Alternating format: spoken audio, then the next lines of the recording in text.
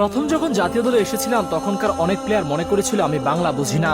মাঝে মধ্যে আমি বিভিন্ন কথোপকথন শুনতাম, ওনার সাথে খেলো না, ওনাকে পাস দিও না, এ ধরনের। যদিও এসব আমার কেরিয়ারের একদম প্রথম দিকের ঘটনা, তবে এসব কিছুকে আমি একদম পাত্তা দেইনি। এরপর আমি নিজেকে আস্তে আস্তে প্রমাণ করেছি। টিভিএস কে দেওয়া সাক্ষাৎকারে ঠিক এমন কথাই বলেছিলেন জামাল ভুঁইয়া। জামাল ভুঁইয়ার মতো একজন ফুটবলারকে শুধু অরিজিন হওয়ার জন্য পার করতে হয়েছিল নানা কাঠখড়, অথচ ডেনমার্কের বিলাসবহুল জীবন ছেড়ে চলে এসেছিলেন নারীর টানে বাংলাদেশের হয়ে খেলতে। আততায়ীদের বন্দুকের গুলিও থামাতে পারেনি তার ফুটবলের প্রতি ভালোবাসা। জামাল এখন বাংলাদেশ জাতীয় দলের অধিনায়ক, তবে এটার জন্য তাকে পার করতে হয়েছে অনেক বাধা বিপত্তি। শুরুর দিকে এক বাংলাদেশি পত্রিকায় এমনও লেখা দেখা গিয়েছিল যে জামাল ঝাল খেতে পারতেন না, তবে ইচ্ছে করে তার খাবারে ঝাল দেওয়া হতো যেন সে মানিয়ে নিতে না পারে।